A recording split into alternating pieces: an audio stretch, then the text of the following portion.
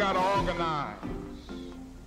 We've got organized so effectively and so well and engaged in such powerful creative protest that there will not be a power in the world that can stop us and that can afford to ignore us.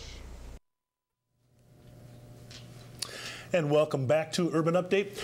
We're reflecting on the life and legacy of the Reverend Dr. Martin Luther King Jr., especially as his life is connected to Boston.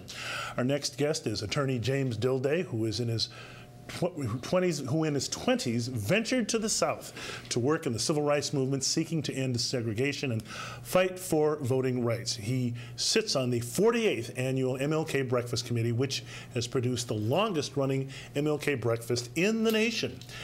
And welcome to the show. Thanks for coming to Urban Update, Jim. Thank you, Byron. Thank you so much for having me. Tell me why. Talk to me about the significance and the importance of continuing to celebrate Martin Luther King Day here in Boston. Well, I think it's very, very important because people tend to forget who he was and what he stood for. And the things that are happening across the country today are relevant to what the struggle was about back in the 1960s. You look at the fact that the Reverend Dr. Martin Luther King, when he was assassinated, was in Memphis, Tennessee, trying to support the sanitation workers on a strike there. You look at the fact that he moved on to have the Poor People's Campaign. You look at the fact that he moved on to fight against the war in Vietnam. He is a gentleman who was out to try to bring things of equality and justice to all in the United States of America. And I think that's very important today. Now, for those attending the breakfast tomorrow, it's going to be at the convention center? Yeah, at the convention center. What should they expect? Who the speaker is going to be? The speaker is going to be a man named Bakari Sellers. Bakari is a political consultant for CNN. He's a lawyer.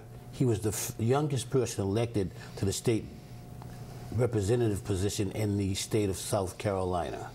And he will be our guest speaker. And although I don't know Bakari personally, I know his father. He and I were involved in SNCC together back in the 1960s. We both went to Howard University. We were in struggles together. So we did a lot, and Bakari's following in his father's footsteps to an extent. So you say you were involved in SNCC, Student Nonviolent Coordinating Committee. Tell me a little bit about your foray into the South during those times. Well, we traveled to a lot of places. We went to Georgia, Alabama, Virginia, even Maryland. People don't think of Maryland as being a hotbed of racism.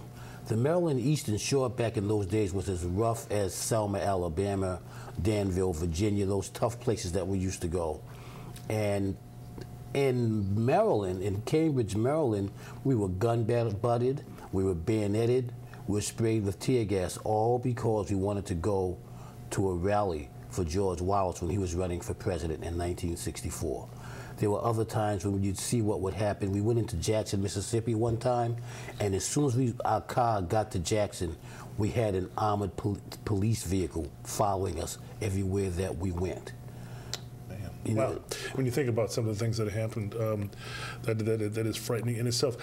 How do you try to keep it relevant, remembering the legacy and the life of Dr. King and what it all means? How do you try to keep it relevant for young people? Well, I think it's important for us to look at the whole aspect of the Black Lives Matter movement today, and they can look at that situation, look at that structure, and see how the civil rights struggle from the 60s is still relevant today to try to make sure that we can get the message out that we should do things positive for ourselves. And one of the issues that I find to be very, very alarming is when the Boston Globe had that article, or a series of articles. That's right. And it said that the average net worth of a black family in Boston is $8. And Martin Luther King was also trying to uplift us economically. That's right, because again, he was, and he wasn't just in the South. You know, he said in Maryland, he's up in Chicago. I remember seeing a film of him getting bricks thrown at him in Chicago, helping out he's branched out not only just for voting rights in the South. You said the garbage workers in Memphis, the Vietnam War. So he really had an international vision as well.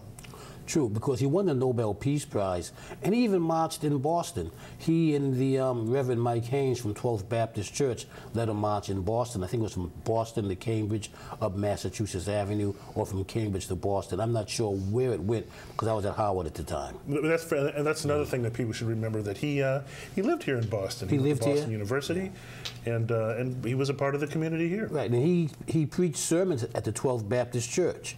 And so I think he married Coretta Scott King. At least he met her when he was in Boston. Wow. Now, the breakfast tomorrow, I understand this is a fundraiser as well? It is. It's a fundraiser for the two sponsoring churches, the Union United Methodist Church and St. Cyprian's Episcopal Church. I'm a member of St. Cyprian's Church. There's 8 people from each church that are on the organizing committee. And the two churches have a really solid history. To talk about Union was a stop on the Underground Railroad. And so people don't realize that. And St. Cyprian's is a church that back in the early 1900s, they worshiped downtown in a white church, and the white church would fumigate the church after the black people left. And so St. Cyprian's people built their own church in the 1920s. I think it was 1921, but don't get me to talk about those dates. Well, you know, one date's important. This is the 48th annual MLK breakfast here in Boston, and it is the longest running one in the country, huh? It is. It's the longest running breakfast in the country, and it's one where people are cognizant of what's going on, which is why we try to bring in speakers from throughout the country so that they can come in and help us celebrate Martin Luther King. The theme for this year is Remember His Words. So everybody who speaks will be speaking on a topic that's tied into some of his words. You know, Governor Baker will be there, both United States senators will be there, Attorney General Healy, Speaker of the House Robert DeLeo, and each of them has been given some words. They chose the words that they want to use for their remarks. Wow, 48th annual breakfast here. Any plans, any thoughts about the 50th coming up? We'd like to have a really big celebration. You know, for me, I'd like to have President Barack Obama as the guest speaker. Okay, well, you got 2 years to work on that. Yes. But this, but when you talk at 50s, we are at the 50th anniversary of his death, of his assassination, yes. Of his last speech. I've been to the mountaintop speech. As I was telling Kevin Peterson earlier in the show, I mean, I always get chills when I see that speech, when I see clips of that speech. I mean, he was basically talking about what he thought was going to happen. Yeah, you know, in reality, I say it's so prescient because it was almost like he was telling people, I may not get there with you. Yep. So, but I've seen the mountaintop. Yep. And like every man, I'd like to live a long life. All right, yeah. So, well, James, I guess we're out of time here, but anyhow, so the 48th annual MLK breakfast tomorrow at the Boston Convention Center. Right at 8:30, and everybody please come out. We'd love to see you there. It'll be a wonderful, wonderful affair. Okay, James Dilday, thank you very much. Good luck with the program tomorrow. Thank you so much. And that's it for this edition of Urban Update. I'm Byron Barnett. For all of us here at Urban Update, have a great Sunday, everyone.